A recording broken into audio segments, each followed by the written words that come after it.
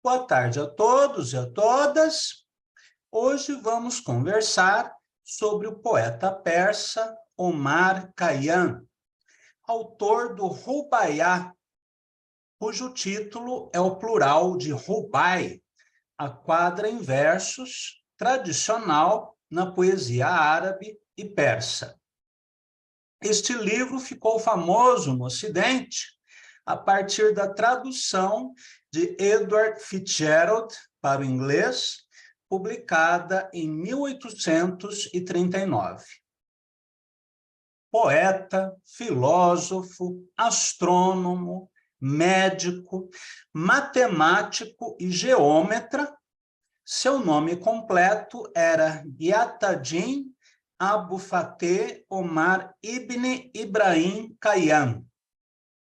E ele nasceu na cidade de Nishapur, na Pérsia, capital do Império Saljúcida, e parada obrigatória das caravanas que percorriam a Rota da Seda.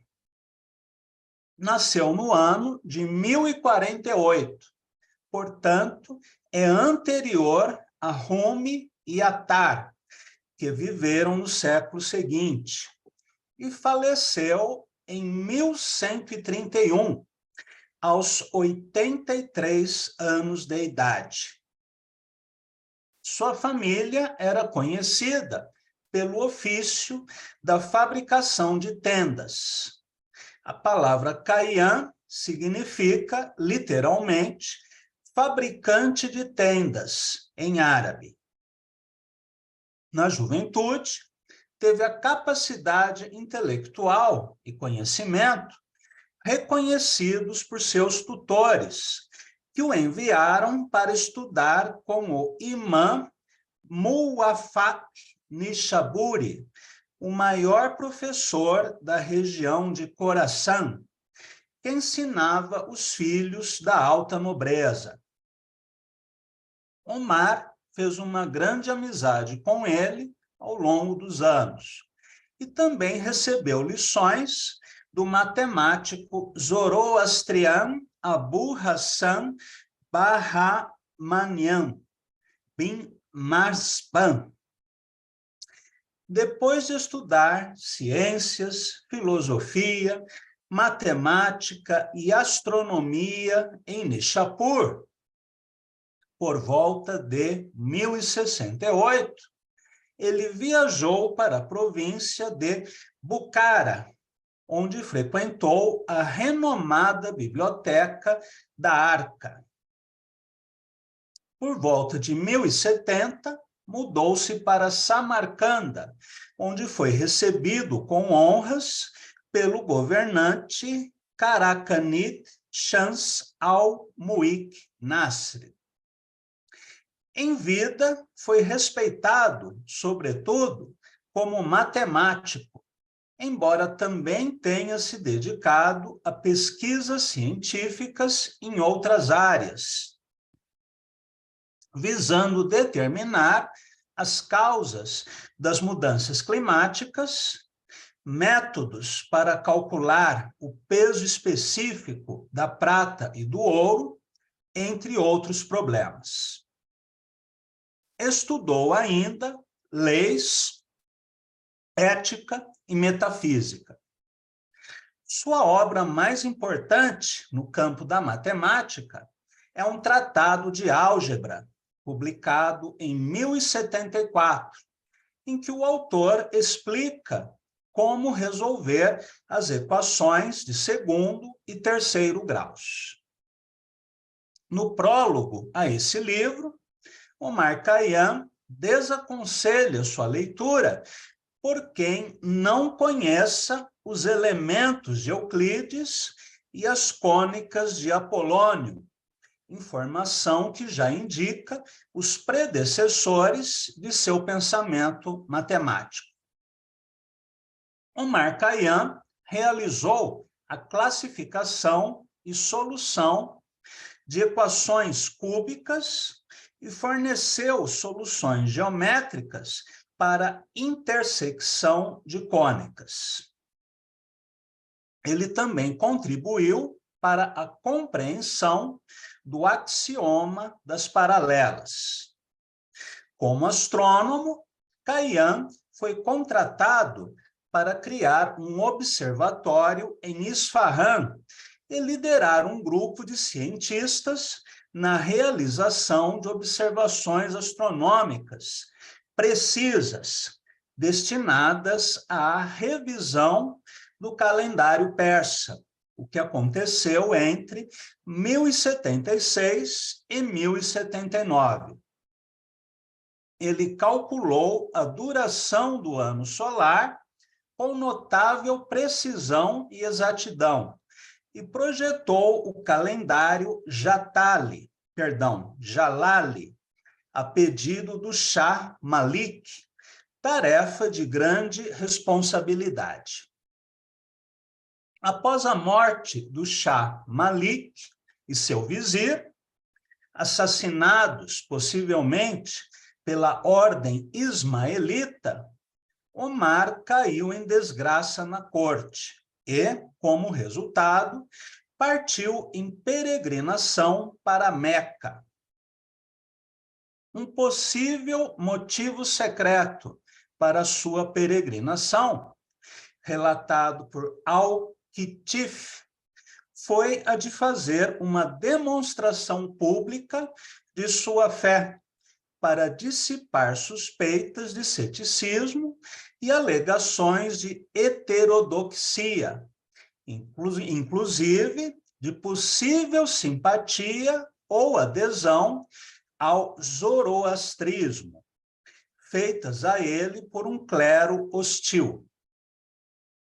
Após a peregrinação religiosa, foi convidado pelo novo sultão Sanjar para ir a Marv, para trabalhar como astrólogo da corte. Posteriormente, foi autorizado a retornar a Nishapur, devido ao declínio de sua saúde. Após o retorno, viveu seus últimos anos de vida como um recluso. Omar Khayyam morreu aos 83 anos em sua cidade natal, em 1131, e está enterrado no que hoje é o mausoléu de Omar Khayyam. Um de seus discípulos, Nizami Aruzi, relata a história de que, em algum momento, o poeta fez a profecia de que a sua tumba deveria estar em um local onde o vento norte poderia espalhar rosas sobre ele. 4 anos após sua morte, Aruzi localizou seu túmulo em um cemitério em um grande e conhecido bairro de Nishapur, na estrada para Marv. Como havia sido previsto por Khayyam, Aruzi encontrou a tumba situada ao pé de um muro de jardim, sobre a qual pereiras e pessegueiros haviam enfeitado suas cabeças e deixado cair suas flores, de forma que sua lápide ficou escondida sob eles. Sob elas, né? Sob as flores. A cidade em que Omar viveu a maior parte de sua vida, Nishapur, também foi um importante centro da religião zoroastrista e sofreu com guerras e terremotos. Em 1221, foi saqueada pelos mongóis. O túmulo do poeta resistiu a todas essas calamidades e está conservado até hoje. Como cientista e filósofo, o que nos lembra um pouco Pitágoras, né, na filosofia grega, seu pensamento era bem diferente dos dogmas islâmicos ortodoxos. Ele aceitava a ideia da existência de Deus, mas se opunha à crença de que cada acontecimento e fenômeno particular era o resultado da intervenção divina. Em vez disso, afirmava que as leis da natureza explicavam todos os fenômenos particulares observados no mundo. Khayyam considerava-se um discípulo de Avicena, filósofo muçulmano que assimilou influências neoplatônicas e de Aristóteles. De acordo com Al-Bayhaqi, ele estava lendo textos de metafísica do Livro da Cura de Avicena antes de morrer. Há 6 artigos filosóficos que se acredita terem sido escritos por Khayyam. Um deles, sobre a existência, foi escrito originalmente em persa. Outro artigo, intitulado A Necessidade de Contradição no Mundo, Detalhismo e Subsistência, é escrito em árabe e trata do livre-arbítrio e do determinismo.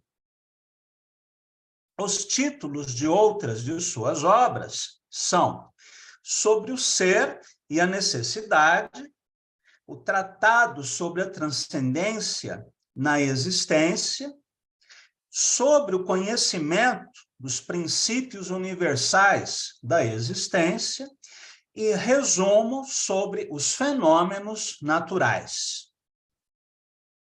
Omar Khayyam teria dito certa vez, abre aspas, somos vítimas de uma época em que os homens de ciência estão desacreditados e apenas alguns permanecem capazes de se engajar em pesquisas científicas.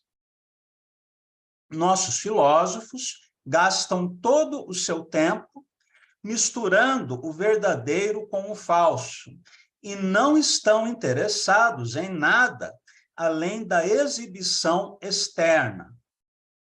Com o pouco aprendizado que possuem, eles se estendem a fins materiais.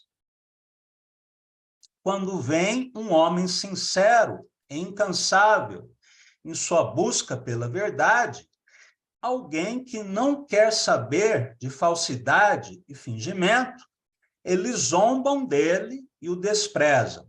Fecha aspas. O que lembra um pouco as críticas de Heráclito de Éfeso, na Grécia, a alguns sábios de seu tempo e anteriores a ele.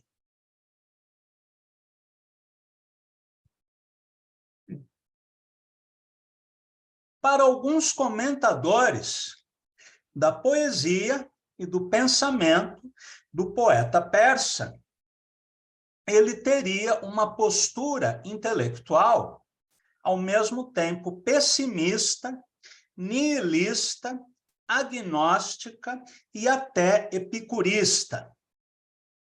Essa visão foi adotada por estudiosos ocidentais, como Arthur Christensen, Richard Frey, George Sarton, entre outros. Para outros intérpretes, as quadras de Omar Khayyam foram escritas conforme a experiência mística sufi. Logo, não devem ser lidas de maneira literal, mas alegórica.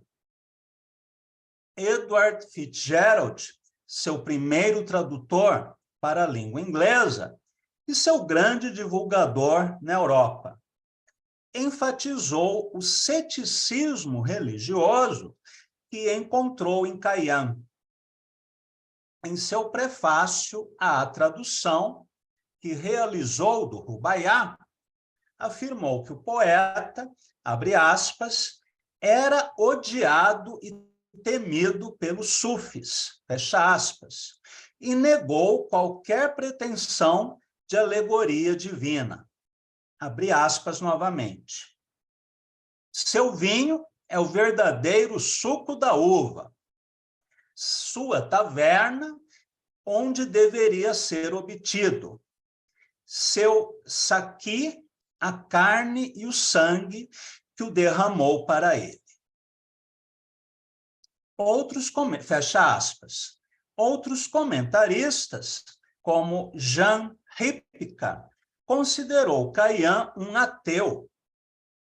E Dayat afirma que, abre aspas, enquanto Kayan acredita na transmutação e transformação do corpo humano, ele não acredita em uma alma separada.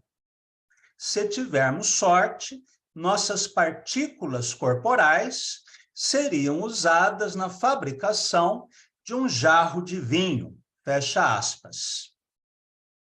A poesia de Omar Khayyam foi citada no contexto do novo ateísmo, como nos livros de Christopher Hitchens. Al-Khatib, que viveu entre 1172 e 1248, parece confirmar essa visão da filosofia de Omar Khayyam. Em sua obra, A História dos Homens Eruditos, ele relata que os poemas de Omar Khayyam eram apenas externamente no estilo sufi, mas foram escritos com uma orientação antirreligiosa.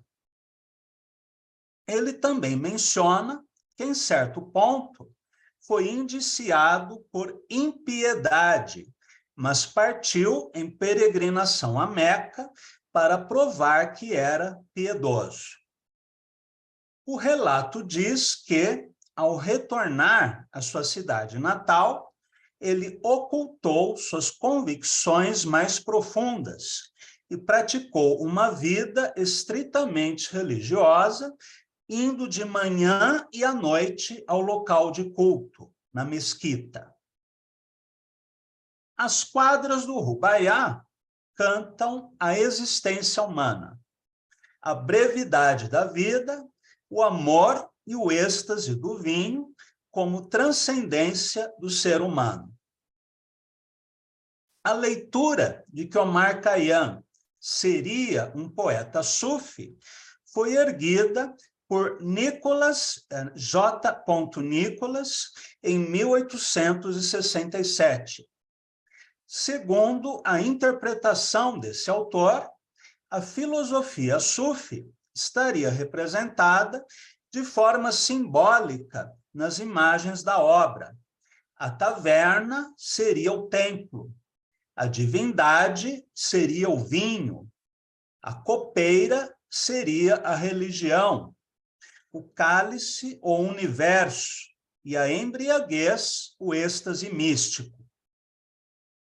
É importante ressaltar também que nem todas as quadras atribuídas ao poeta persa são de sua autoria, havendo muitos textos apócrifos ou de autoria duvidosa.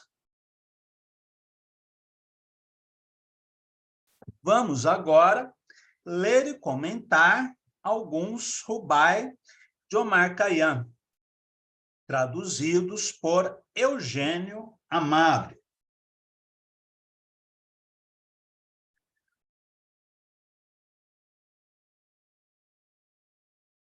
Ao me criar, ele me concedeu, além da vida e de uma só certeza, a de morrer, uma perplexidade. Qual o objetivo de nossa existência? Nesta quadra, o poeta admite a criação do ser humano por uma inteligência divina.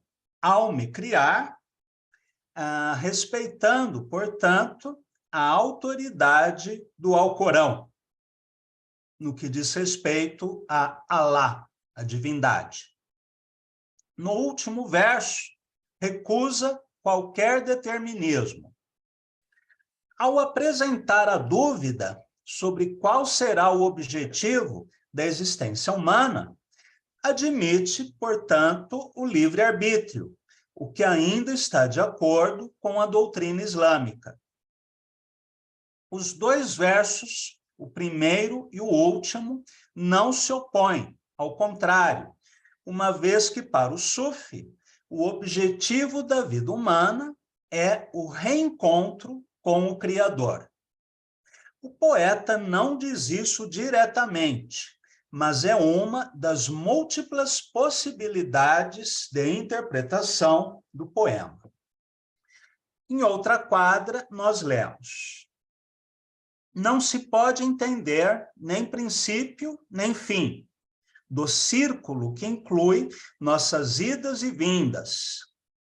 Por mais que se examine, nada se conclui sobre de onde viemos e para onde vamos. Neste poema, de aparente niilismo, podemos extrair algumas ideias. Primeiro, a inteligência humana, baseada na mente e na experiência dos sentidos, é incapaz de compreender o princípio ou o fim da existência. O mesmo já foi dito por Rumi, que estabelece uma distinção entre o conhecimento humano, limitado e pragmático, e a sabedoria espiritual, que provém da experiência mística. Segundo, o poeta fala em um círculo que inclui nossas idas e vindas, verso que permite-nos pensar tanto na ideia de transmigração, estranha ao islamismo, quanto no tempo circular, dividido em 4 idades, desde a Idade do Ouro até a Idade do Ferro, que também é uma ideia estranha ao Islã, embora esteja presente no pensamento grego que Khayyam conhecia. O círculo pode significar apenas a duração de nossa existência no mundo, nossas idas e vindas de nossas trajetórias pessoais. Os dois versos finais, de aparente sentido pessimista, reforçam a ideia inicial do poema. Omar, matemático e geômetra, reconhece que é impossível, pela via racional, descobrirmos o sentido da vida e do mundo, caso exista esse sentido. A conclusão não é cética, uma vez que não se refuta aqui a possibilidade do saber pela via mística. Vamos ler mais uma quadra. Por mais que você ame uma mulher e por mais que desfrute dos prazeres, um dia tudo acaba e a sua vida vai parecer um sonho e nada mais.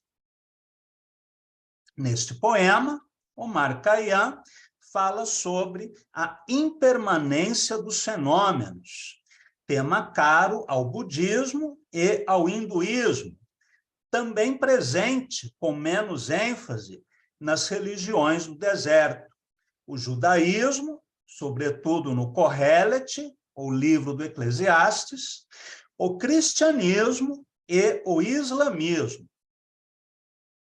O prazer dos sentidos é mutável e temporário. Apegar-se a eles traz sofrimento, e nossa vida condicionada é semelhante a um sonho, o que também é dito nas tradições orientais, em que existe o conceito de Maya. A partir dessas premissas, 2 conclusões são possíveis. Uma hedonista. Vamos aproveitar ao máximo o gozo sensorial, sobretudo na juventude, porque depois seremos pó e nada. Ideia presente, por exemplo, nas odes do poeta grego Anacreonte. E outra conclusão, espiritualista. Vamos buscar o que é eterno, pleno, de sabedoria e de bem-aventurança. Numa leitura superficial do Rubaiyat, a primeira conclusão parece mais evidente. Numa leitura alegórica, a segunda interpretação é uma possibilidade. Vamos ler mais um.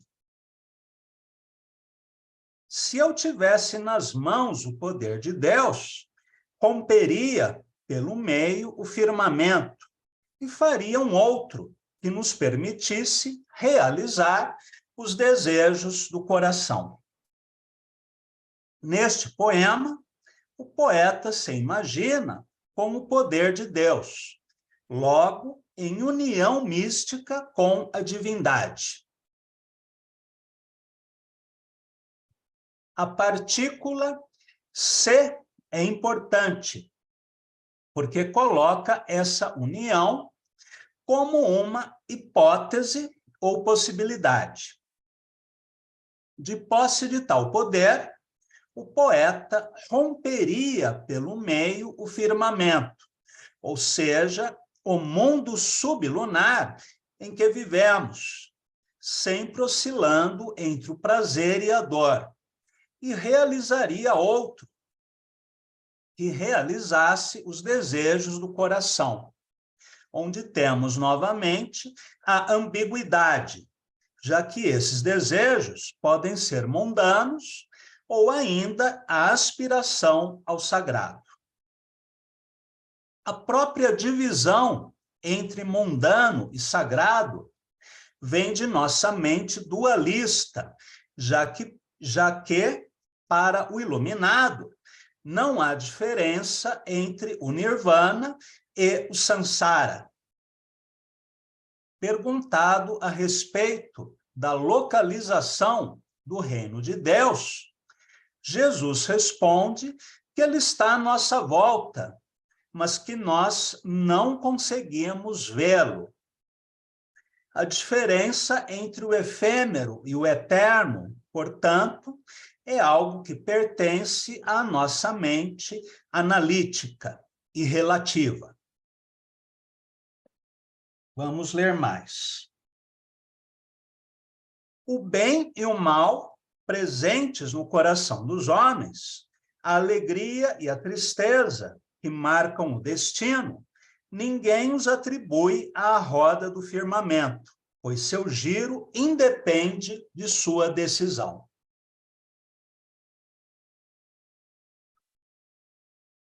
Neste Rubaiyat, o poeta reforça a ideia de que bem e mal, prazer e sofrimento, são fenômenos que ocorrem em nossa mente. Logo, nada tem a ver com a roda do firmamento, ou seja, o absoluto, que transcende todos os pares de opostos, como o diagrama do Tao antes da geração do Yin e do Yang. Mais um poema.